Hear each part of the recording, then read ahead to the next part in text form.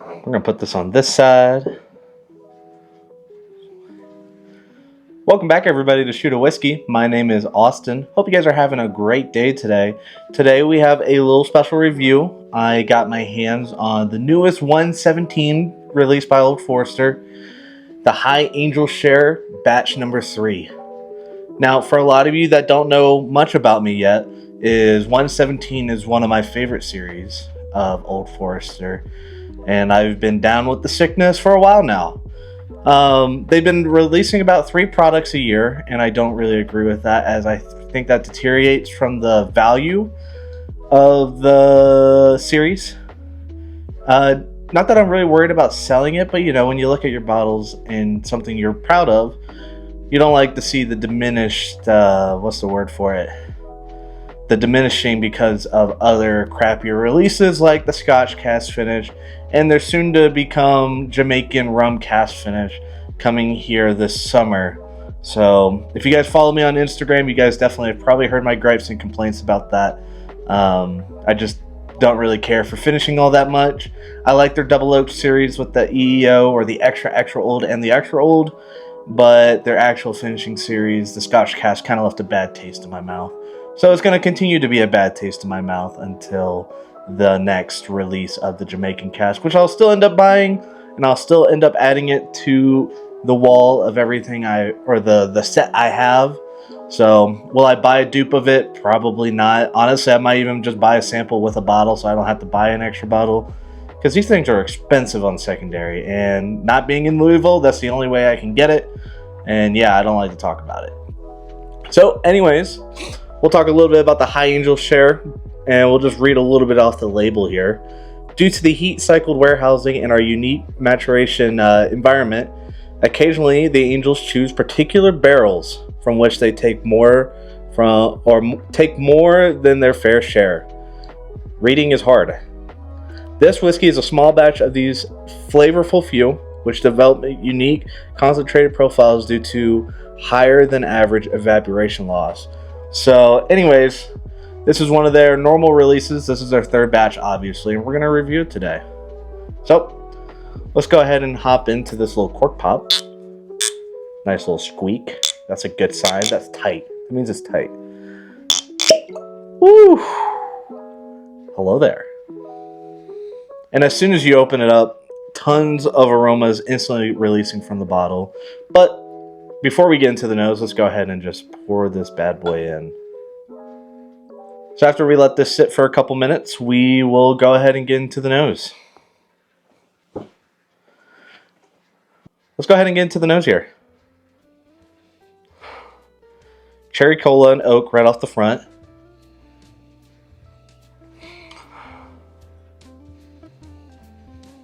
Vanilla. Burnt brown sugar. Some ethanol. A little bit of those banana notes that you get off of an Old Forester product. But ultimately, it's that cherry cola, the vanilla, like a vanilla cherry cola. And oak is the main things coming off the front of this. The more we nose it a little bit that caramel comes out, or that caramel. I don't know where you're from, but argue about that in the comments if it's caramel or caramel. I say it both ways. I don't know why. Yeah, tons of cherry cola, some spice,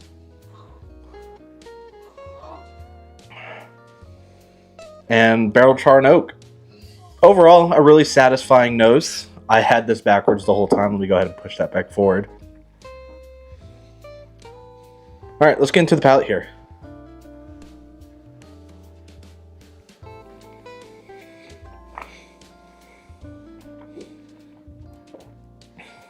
Whew.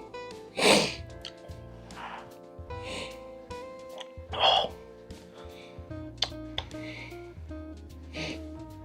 Yeah, so just like the nose, an instant punch of oak, like a heavy, like Mike Tyson punch of oak.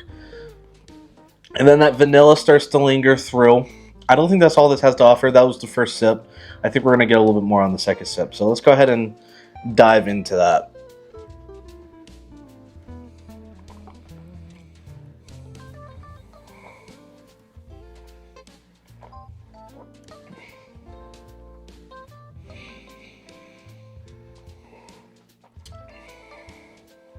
Yeah, so if I didn't mention already, this bottle is coming in at 110 proof. And you can definitely feel it. It drinks right at that 110 proof. That first sip was a little harsh because of the oak punch, I would say. But that second sip, that oak is a little subdued now. And you're getting a lot more of that cherry cola flavor that we got on the nose. Tons more vanilla, though. Whereas the nose was cherry cola, this was more vanilla and oak. And then like slight drizzle of like a cherry syrup. Not an intense mouthfeel. It's not overly oily. It's just not a huge huge mouthfeel. It kind of just goes right through your palate, right into your throat, so to speak. But the finish is really long on this. The finish is actually kind of nice. Nice sweet oak, vanilla, and some brown sugar. Maybe a little bit of caramel, but overall, a nice medium to long finish, and I really enjoyed that. Let's get into our final sip here.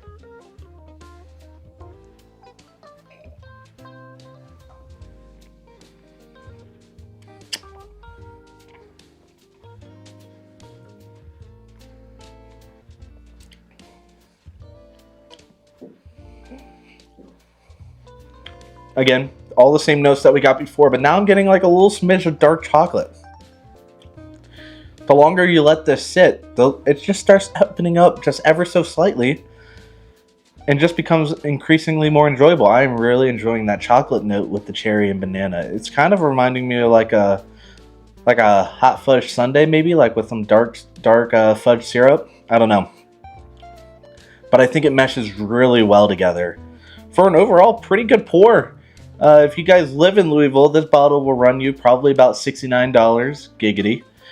Just because that's how cool Old Forester is. They charge $69 giggity for a 375 milliliter bottle, which I have no complaints. It's a super cool series that they do.